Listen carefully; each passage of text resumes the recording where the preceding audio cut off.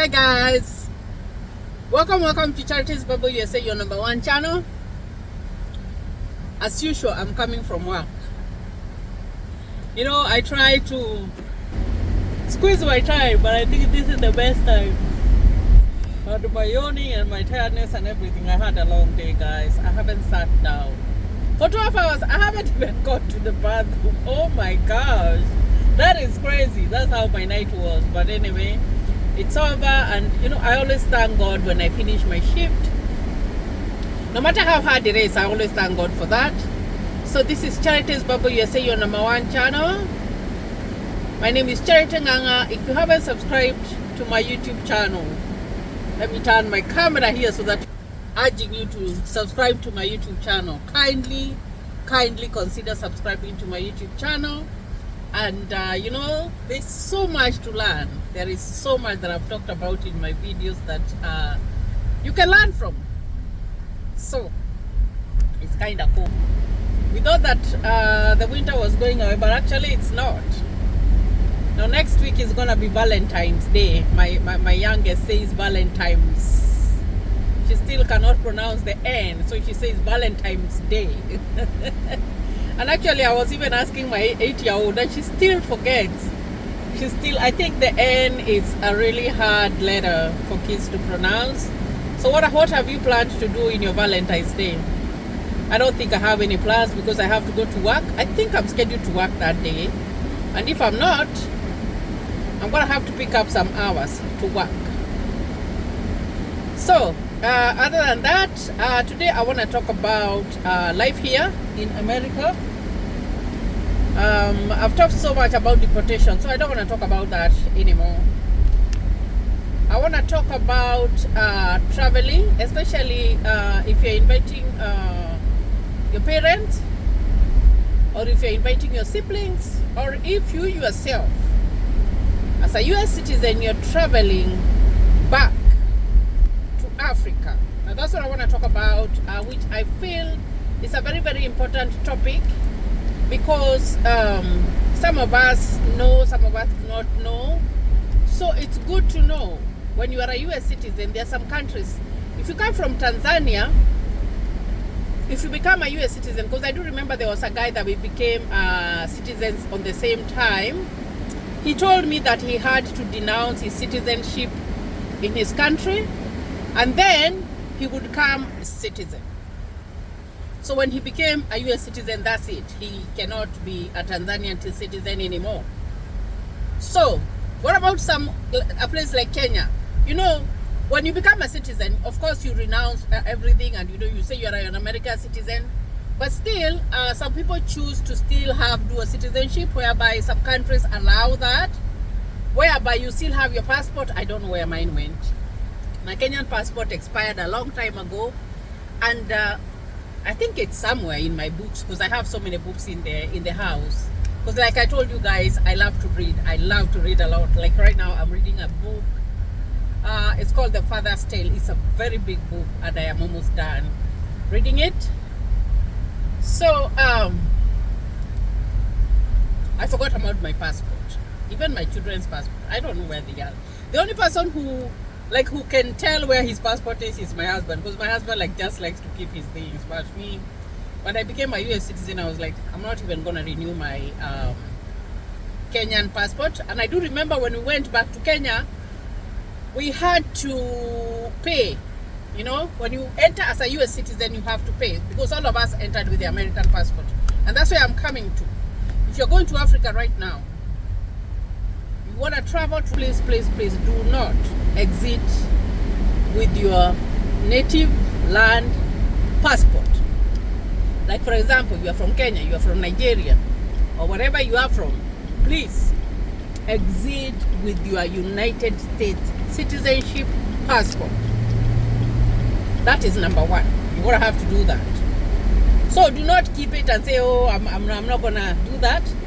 And then when you go to your country, most people like to re-enter their country, their native country, with their home, your native land passport, so that you don't pay that fee that is paid. In Kenya, you pay $50. So you have to pay $50. So we had to pay $50 for ourselves, and we had to pay for each of the kids that we had. So people tend to like to avoid that, and that is why most people like to enter their native country or their country of birth with their native passport. Guys, now forget about that, because stuff has changed. If you're going back home right now or anytime in the next 4 years, please, and I don't know if it's gonna change because we don't know who is gonna become the president next time, use your American citizenship passport because you have it. If you use a passport to enter your country that is not a US citizen passport, they will know. You know, I tell you that computer is everywhere. So they will know that you did not use the American passport, and they are going to deny you entry to come back to the US, even if you're a US citizen. That is how bad it is. You know, they call us aliens. I don't know why they call us aliens. They call us aliens. Even when you go to their website, they say aliens. Earlier, I didn't know who are aliens or whatever, but right now I know they call us aliens. Some of them call us animals or whatever, which is okay, it's fine, you know. It doesn't matter, because what I know is that all of us are made by the image of God, and you know, it is what it is. And for me, I like to talk about it, because if I talk about it, I feel like there's someone out there who is going to get this information and is going to help them, or is going to help someone who hasn't heard about it. So that's one thing. Please, do not forget about your native land passport. Forget about that completely. Don't use that one. Okay, so that's the first thing that I wanted to talk about. Number 2, I want to talk about your siblings when you invite them to come to the US, when you invite your parents, when you invite anyone. Sometimes it's going to be very easy. They will get a visa. Some of them are going to be denied. It's not that easy right now to get a visa. So pray hard, fast very hard for you to be able to get it, because it's a little bit harder. The screws have been tightened, which is okay. You know, you choose who you want to enter into your land or not. Like for example, like me, I choose who I'm going to invite to my house or who I am not going to invite. So I kind of relate with what's going on right now. Like the Americans, they don't want all those whatever people coming in, which is, they have their own reason. I do have my own reasons whereby you know you guys have watched my videos and you've seen that I had been hosting people, and then I put a full stop. I was like, I'm not gonna do it anymore, because I'm trying to be so kind, I'm trying to be nice, I'm using my resources. We are going out of our way to spend a lot of money to host a whole family, and those people do not give a damn, or they don't even care, you know. Like after you know, I think I will always go back to that, because like it's just a bad experience, guys, and we learn from bad experiences. Because I do remember we met our guests, let them call our guests, because unfortunately our kids school in the same school, and I do remember that even walking towards us to say hi, they did like, I didn't even answer, because I was like, really? I fed you. You stayed under my roof, you know. You know, like even if you didn't eat my food, our food, or you did not stay in our roof, opening a door to a stranger, that is good enough for you to walk to a person and shake their hand and say hi. You know what I mean? Like, you know. But if this is how you're gonna greet your hosts, the person who hosted you or welcomed you, then no, can't do it. So maybe that's how Americans feel. Like they let all these people here, and then some of them become very bad. And it's gonna be very bad if you have a criminal background. You know, if you have done bad things, so they will deport you very fast. So I'm talking about if you are inviting your parents, because we're not gonna stop inviting our parents. We're not gonna stop inviting our siblings. Things will happen. We have weddings, we have graduations, all that will come up, and we have to invite them.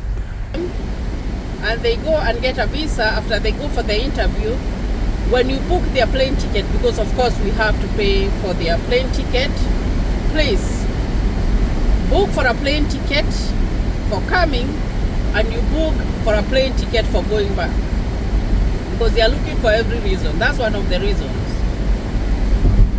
And if they do not have that one for going back, I am telling you, they are not going to be allowed to enter. I'm telling you, they will not be allowed to enter. So you're going to have to be smart. You're going to have to be wise when you are inviting your family members to come and visit you. Please pay a two-way ticket, just like the way. No, it's a little bit different for the green card, because the green card for the green card you just pay a one-way because you're coming as a permanent resident. But if they are coming to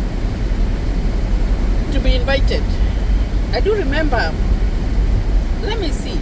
When we invited our mom, because she came twice, we paid her ticket two-way. I don't know why people are not paying two-way, because she came twice, and the first time that she came, it was my graduation. We paid to and fro, because she stayed like for 3 months, and then she went back. And then the other one, I do remember, we paid to and fro, but then COVID came, and when COVID came, everything was closed, so she could not go back home, and I had to call the airline for them to extend to give us, a further date after that whole year of COVID. So guys, my work is just to inform you that please make sure that you are paying a two-way ticket, because you do not want to lose all that money you have paid. It's very expensive to pay for the visa. You pay that money in dollars. And like how much a shilling is compared to a dollar. You don't want to lose all that money. You don't even want to lose that waking up very early to go and get the visa. The way you have to be there by 6 a.m. and 6 a.m. is when they want you to be in the office, so you have to be there before 5. You don't want to lose all that. So please make sure that you pay for them a two-way ticket. And also when they are coming, just pray. I'm telling you, pray, because anything they can just give you any excuse and not grant you entry to the US. So it's very, very important. Even the citizens, you are not lucky. I'm telling you, it doesn't mean that you are lucky. Just beware. Don't use your native passport to exit or to enter your home or your native country. Do not do that, because when you come back and try to enter the US with your American passport, I am telling you, they will take it and they will not let you in. Is that bad? Information is power, so know that.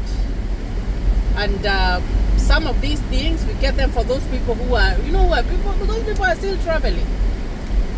So, if you're a US citizen and you decided to become a US, and remember the vows, because you have to make a vow. You have to make vows. And we had to do our vows for our daughter, because Christy, when she was still very young when she became a US citizen, so she's not yet 18, the parents have to do it on behalf. They tell you have renounced all the other citizenships and you want to become a US citizen. There's a place that says like that. So it's only that we are very ignorant that we don't try to remember. But when they give you the US citizenship, they do not want you to have dual citizenship.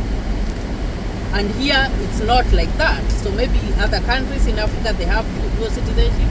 So what I know is that it's not that so much has changed. It's only that we don't pay attention. Because when we pay attention and we know, then we are not going to fall into those little problems. So guys, my work here is just to tell you and to inform you of what's going on around. Of course, the green card hasn't stopped yet. It's still going to continue until maybe we know what's going to go on. Maybe it's going to be more things, we don't know. Especially the people who applied and they're waiting for their results in May. We don't know. When it comes out is when we are going to find out. But guys, that's very, very important information that I am telling you. So guys, keep it tuned in Charity's Bible USA. When I have more information, I will continue sharing.